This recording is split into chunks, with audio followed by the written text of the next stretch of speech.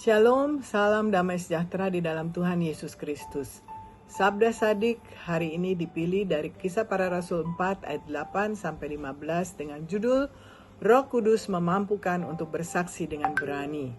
Dalam Kisah Para Rasul 4, Petrus dan Yohanes setelah dipenjara semalaman, mereka dihadapkan kepada Mahkamah Agama Yahudi karena pelayanan Petrus ketika mujizat kesembuhan terjadi pada seorang pengemis di pintu gerbang Bait Allah, dan banyak orang menerima Tuhan Yesus karena pengajaran dan pemberitaannya. Dalam Kisah Rasul 4 ayat 8a dikatakan, maka jawab Petrus, penuh dengan Roh Kudus, dan dalam ayat 12 dikatakan, dan keselamatan tidak ada di dalam siapapun juga selain di dalam Dia, sebab di bawah kolong langit ini tidak ada nama lain yang diberikan kepada manusia yang olehnya kita dapat diselamatkan. Saudara-saudara, kita mungkin pernah membeli suatu produk yang sebenarnya tidak kita butuhkan. Namun karena pintarnya salesman mempromosikannya, maka kita membelinya. Apakah kesaksian kita membuat orang-orang dapat percaya dan menerima Yesus sebagai Tuhan dan Juru Selamat mereka? Tentunya ada perbedaan antara keahlian menjual barang dan memberitakan Injil. Penginjilan bergantung pada kuasa Roh Kudus dan pemahaman akan Injil Kerajaan Allah. Namun ada persamaannya dalam berkomunikasi yang efektif. Apa yang ditawarkan benar-benar dibutuhkan orang tersebut. Sebagai saksi Kristus atau seorang penginjil, kita harus yakin bahwa Yesus Kristus yang kita saksikan adalah Tuhan dan satu-satunya juru selamat manusia. Dan orang-orang yang mendengar kesaksian kita dapat menerima dan percaya kepada Tuhan Yesus Kristus. Jika tidak, mereka akan binasa dan tidak akan masuk dalam surga yang kekal. Kita wajib bersaksi untuk Tuhan karena kita membalas kasih Tuhan. Kita menunaikan kewajiban amanat agung yang diperintahkan Tuhan Yesus di dalam Matius 28 ayat 19 sampai 20. Dan agar kita menghasilkan buah dengan bersaksi baginya di dalam Yohanes 15 ayat 16. Saudara-saudara, di dalam teks Sabda Sadik pada hari ini, Kisah Para Rasul 4, khususnya di dalam ayat 12 dikatakan, dan keselamatan tidak ada di dalam siapapun juga selain di dalam Dia, yaitu Tuhan Yesus Kristus. Sebab di bawah kolong langit ini tidak ada nama lain yang diberikan kepada manusia yang olehnya kita dapat diselamatkan. Pernyataan ini diucapkan Rasul Petrus dengan penuh kuasa Roh Kudus di hadapan Mahkamah Agama Sanhedrin. Saat Petrus ditanya, dengan kuasa manakah atau dalam nama siapakah kamu bertindak demikian? Dalam Kisah Para Rasul 3, pelayanan Petrus kepada seorang pengemis yang lumpuh sejak lahir yang berada di pintu gerbang Bait Allah, dan ia menjadi sembuh. Petrus yang penuh dengan Roh Kudus dan dengan berani menjawab pertanyaan tersebut. Petrus menunjukkan bahwa melakukan perbuatan baik kepada orang cacat itu bukanlah suatu kejahatan.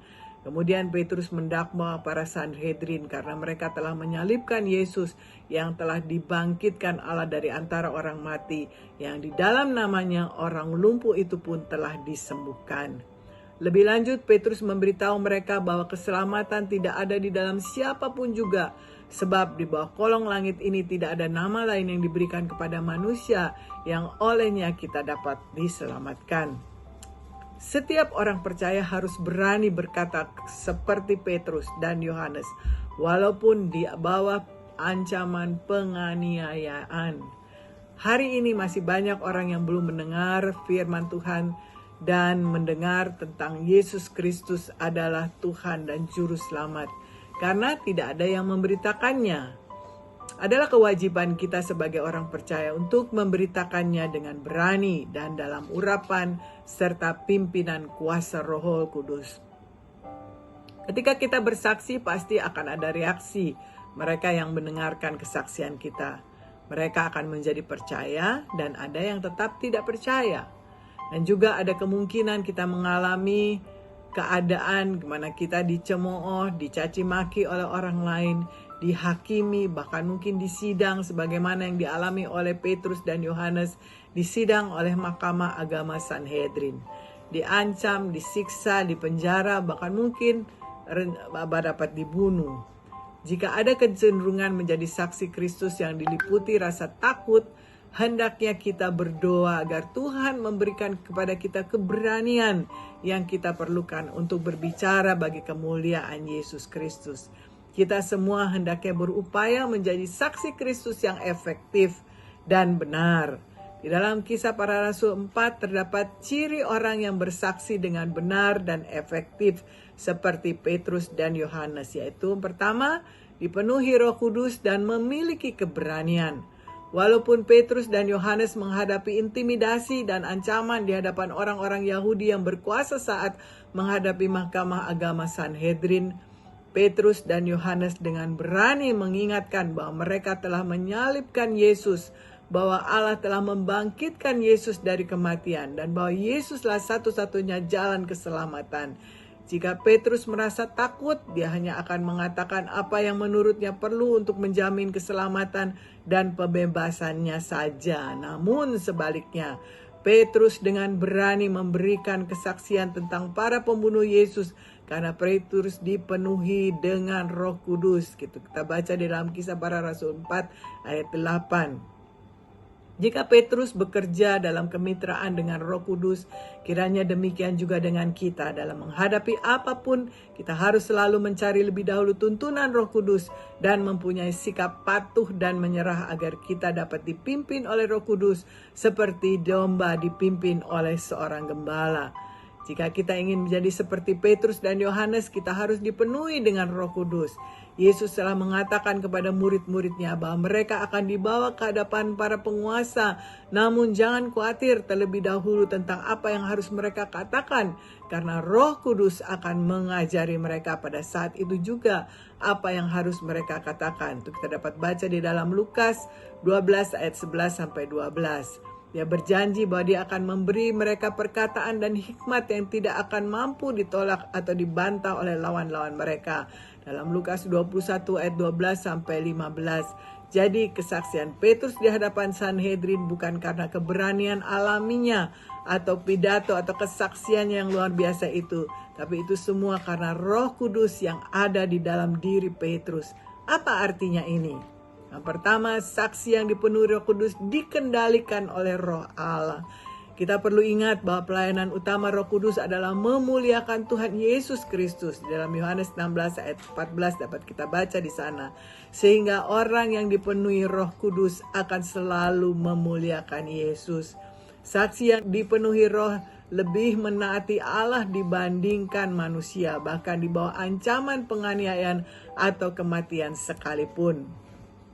Dalam 2 Timotius 3 ayat 12 dikatakan, memang setiap orang yang mau hidup beribadah dalam Yesus Kristus akan menderita aniaya. Kebanyakan dari kita tidak tahu banyak tentang penganiayaan demi Kristus. Ancaman seseorang yang menolak kita atau menganggap kita aneh sudah cukup membuat kita menjadi kecut di dalam hal kita bersaksi. Untuk itu kita perlu mengingat saat menghadapi tantangan penolakan atau penganiayaan karena iman kita bahwa jika kita setia kepada Tuhan, Tuhan akan melindungi kita dari penolakan dan penganiayaan. Ciri kedua, memiliki hubungan yang akrab dengan Tuhan. Mahkamah Agama Yahudi kagum atas keberanian Petrus dan Yohanes, khususnya karena mereka adalah orang-orang yang tidak berpendidikan dan tidak terlatih. Namun mereka juga mulai menyadari bahwa mereka pernah bersama-sama dengan Yesus. Keberanian Petrus dan Yohanes mengingatkan Mahkamah Agama akan keberanian Tuhan Yesus Kristus yang juga tidak dilatih oleh sekolah orang Yahudi. Sungguh suatu pujian yang luar biasa ketika orang-orang menyadari bahwa kita seperti Yesus karena kita telah bersama-sama dengan Yesus, memiliki hubungan yang akrab dengan Tuhan Yesus Kristus. Oleh sebab itu, jika kita ingin menjadi sama seperti Yesus dan sama seperti Petrus dan Yohanes, kita akan menjadi saksi yang berani menghadapi kemunafikan agama dan doktrin palsu. Kita akan menghabiskan cukup waktu bersama dengan Tuhan Yesus, belajar darinya. Pentingnya kita bersuara ketika kebenaran Allah dikompromikan. Kita akan lebih takut kepada Tuhan daripada takut akan adat istiadat atau sosial atau pendapat orang lain tentang kita.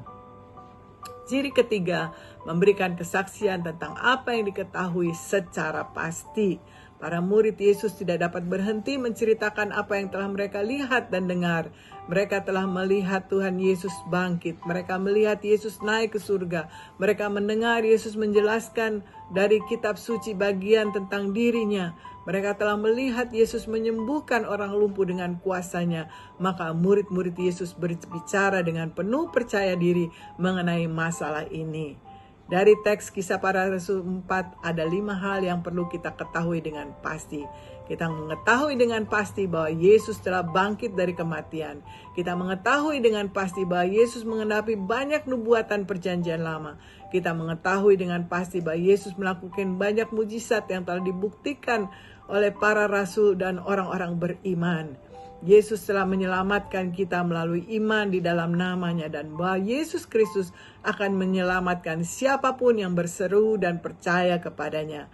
Keselamatan tidak ada di dalam siapapun juga selain di dalam Tuhan Yesus Kristus. Sebab di bawah kolong langit ini tidak ada nama lain yang diberikan kepada manusia yang olehnya kita dapat diselamatkan. Dalam Yohanes 14 ayat 6, Yesus Kristus mengatakan, "Akulah jalan, kebenaran dan hidup. Tidak ada seorang pun yang datang kepada Bapa kalau tidak melalui aku." Tidak ada keselamatan di dalam orang lain. Tidak ada jalan lain menuju surga kecuali dengan iman kepada Tuhan Yesus Kristus saja. Saya hanya memberitahukan kepada kita apa yang diberitakan oleh Tuhan Yesus Kristus dan apa yang diberitakan para rasul sesuai dengan firman Tuhan. Di dalam Efesus 6 ayat 19 sampai 20 dikatakan di situ, Rasul Paulus menyampaikan permohonan doa sebagai berikut. Ayat 19, "Jika untuk aku supaya kepadaku, jika aku membuka mulutku dikaruniakan perkataan yang benar, agar dengan keberanian aku memberitakan rahasia Injil." Ayat 20, "Yang kulayani sebagai utusan yang dipenjarakan. Berdoalah supaya dengan keberanian aku menyatakannya sebagaimana seharusnya aku berbicara." 2 kali Paulus meminta agar bisa berbicara dengan berani. Kiranya kita juga harus memasukkannya dalam daftar doa kita agar berani di dalam bersaksi. Kita perlu selalu penuh dengan Roh Kudus dan bersemangat memberitakan Injil Kerajaan Allah dengan penuh keberanian dan percaya diri bahwa keselamatan dan kehidupan kekal di surga hanya di dalam Tuhan Yesus Kristus. Tuhan Yesus adalah jalan kebenaran dan hidup. Tuhan Yesus adalah jalan satu-satunya jawaban atas semua persoalan dan kebutuhan manusia. Kiranya Tuhan Yesus senantiasa melindungi dan memberkati kita. Amin. Mari kita berdoa. Terima kasih Tuhan untuk kebenaran firman Tuhan yang telah kami terima daripadamu pada hari ini. Kiranya firman-Mu akan terus berkumandang di dalam kehidupan hati pikiran kami, sehingga kami boleh senantiasa menjadi pribadi-pribadi yang dipenuhi oleh kuasa Roh Kudus, berbuah-buah dan memberkati banyak orang, memanggil atau menjamah banyak orang untuk menerima Engkau sebagai Tuhan dan Juru Selamat, dan menjadikan mereka orang-orang yang diselamatkan. Terpujilah nama-Mu kekal selama-lamanya, dan di dalam berkat nama Tuhan Yesus Kristus kami sudah berdoa dan mengucap syukur. Haleluya. Amin. Amin.